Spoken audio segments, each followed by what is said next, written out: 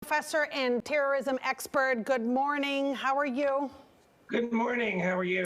Tom, what's your take on this intentional act? Well, it was clearly very, very well thought out. What is the method is a very old one, using a truck or a car bomb, or in this case, an RV, probably packed with fertilizer laced with accelerant, can be incredibly devastating, as you see from the photos. What is unusual about this in recent history is that there was no desire to kill human beings. In fact, there was a desire to avoid loss of life, hence the warning.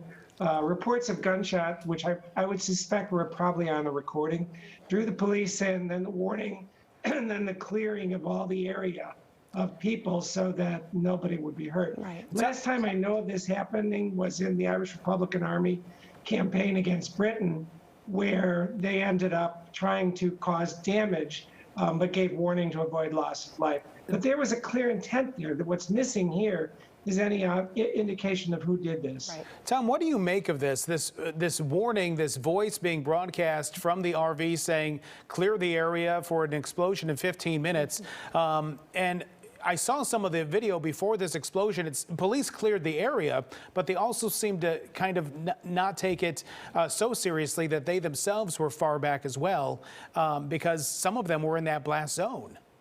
Well, we've gotten a little complacent about this stuff since 9/11. I think, in the first days after that, the van would have been hauled away very quickly. I think there's some speculation that there was an intent to kill police. That, I'm thinking, is not the case. They gave too much warning.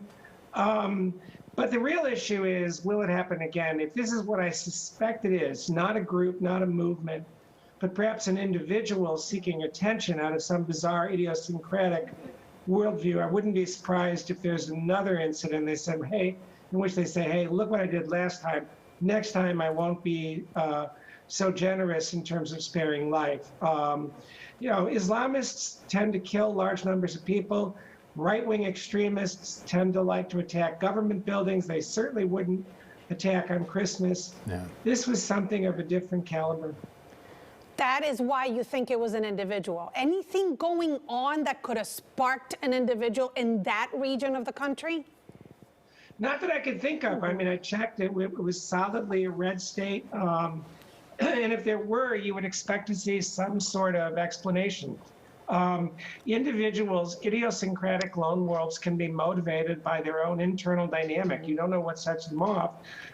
Think of Ted Kaczynski, the Unabomber, who hated technology and didn't like airplanes flying over his house. Well, I'm not saying what this is, but it's bizarre that you would go to the trouble to make such a sophisticated device, probably move it in from some distance away, and then set up this elaborate warning system without some effort to claim responsibility and try and ask for something that you want.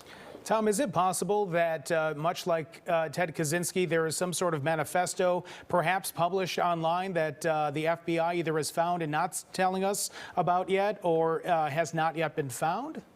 That would be the pattern. If, in fact, it is such an individual, that's typically what they want. Think of Anders Breivik in Norway. Think of, this in Ted Kaczynski again. Agree, they may say, if you don't read my manifesto online or on the air, I'm going to carry out another attack, and this time it will be more lethal. So if that's what it is, I would expect in the next day or so we should hear something. But then again, I mean, who knows? Nothing surprises me anymore, unfortunately. But, it could be the case that we see another attack with, again, no warning and no explanation, because the individual just simply enjoys, scaring people. There's so many possibilities.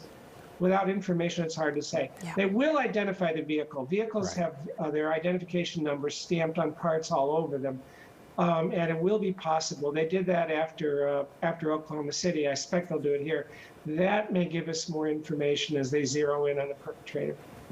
How many copycat incidents do you think we're going to be seeing out of this? Possibly Chicago, some other city where someone parks an RV or something similar, and maybe some false alarms come from that, and then that builds some more complacency. Well, that's exactly what they call a hoax bombing. Sometimes works very well. Once you get everybody frightened, then you have to take everything seriously. Fortunately, more and more places have restrictions on accumulating materials necessary to make a bomb. You'd have to be in a rural area to get large amounts of fertilizer without drawing attention because, we now pay, we've learned that from Oklahoma City. So I think all the police forces in urban areas, we're going to have to be on alert for vehicles, suspicious vehicles parked in areas. Now that, of course, causes everybody in the public to be hyper vigilant, and you're going to get a lot of false reports and a lot of wasted police time. But unfortunately, the alternative is a lot worse. And of course, there's lots of cameras. We saw the RV sitting there on the street. Right. So the likelihood of seeing someone come out of that RV before the explosion is great. Right. Yeah, but again, you don't know. Did they have? And we're all wearing masks now. Yeah. It's really hard to know whether you're going to get enough information to do that. We can only hope. All right, Tom Makaitis, thanks so much.